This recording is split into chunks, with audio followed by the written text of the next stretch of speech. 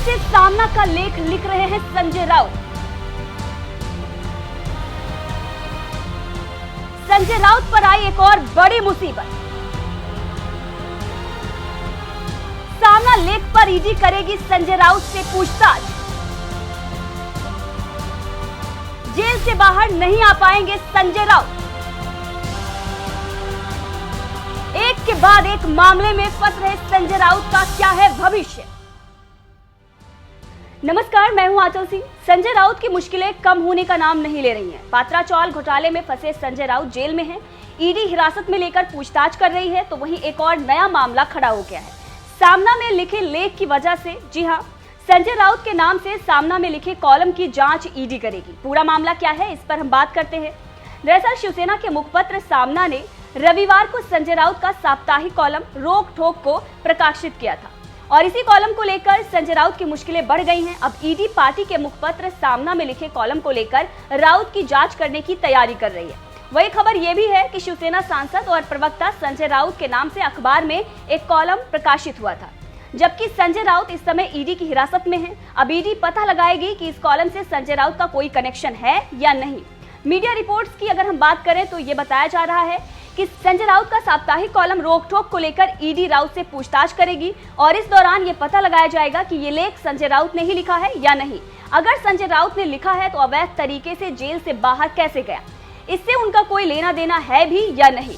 जो तमाम सवाल खड़े हो रहे हैं, सभी की जांच ईडी करेगी। अब अगर ये पता चल जाता है कि संजय राउत ने जेल से कॉलम लिखा, फिर क्या हो सकता है संजय राउत के साथ, मतलब नियम क्या है, इस पर बात करते हैं कि सजा का प्रावधान क्या है। टाइम्स ऑफ इंडिया के मुताबिक ईडी सूत्रों के हवाले से ये बताया गया है कि अगर कोर्ट की तरफ से विशेष अनुमति नहीं मिलती है तो संजय राउत कस्टडी में रहते हुए कॉलम या आर्टिकल नहीं लिख सकते हैं।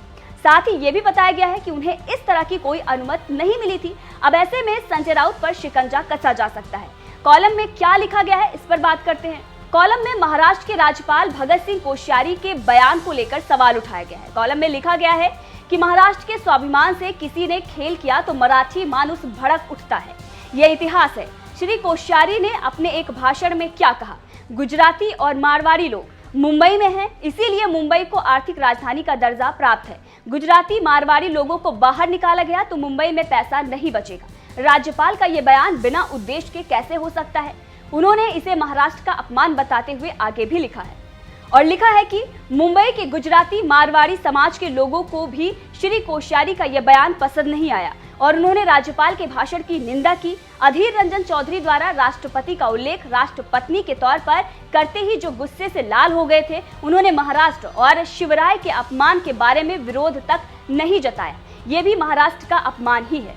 वहीं इस कॉलम में ईडी का भी जिक्र किया गया है। साथ ही राज्यपाल से मामले में दखल देने के लिए भी कहा गया है। कॉलम के अनुसार मराठी लोगों के शक्कर कारखाने, कपड़ा मिलें और अन्य उद्योगों को ईडी ने ताले लगा दिए हैं और मराठी उद्यमियों के पीछे जांच चल रही है। राज्यपाल महोदय, कभी इस पर भी बोलिए। पैसा मिले उस मार्ग से मिलने का अवसर आज एक ही प्रांत और समुदाय को मिल रहा है, लिहाजा मुंबई का ही नहीं बल्कि अन्य प्रांतों की भी अर्थव्यवस्था बिगड़ रही है। तो देखा आपने, संजय राउत पर जब कार्रवाई हुई, ईडी पूछताछ कर रही है। कई बड़े नेता मंत्री जब भ्रष्टाचार में फंसे हुए हैं तो ये बड़े सवाल सामना में उठाए जा रहे हैं और ये बताया जा रहा है कि मराठियों के खिलाफ एक जंग छेड़ी गई है और किस तरीके से मराठियों को टारगेट किया जा रहा है और मुंबई को पिछाड़ा जा रहा है, अर्थव्यवस्था उसकी किस तरीके से ढाई जा रही है। ये बड़े सवाल सामना में लिखे गए और नाम जो लिखा गया वो संजय राउत का लिखा गया और इसी वजह से संजय राउत पर बड़ी गाज गिरने वाली है। आपने ये भी देखा कि कैसे संजय राउत के लिए एक कॉलम जी का जंजाल बन गया है। अब ईडी इस मामले में पूछताछ करेगी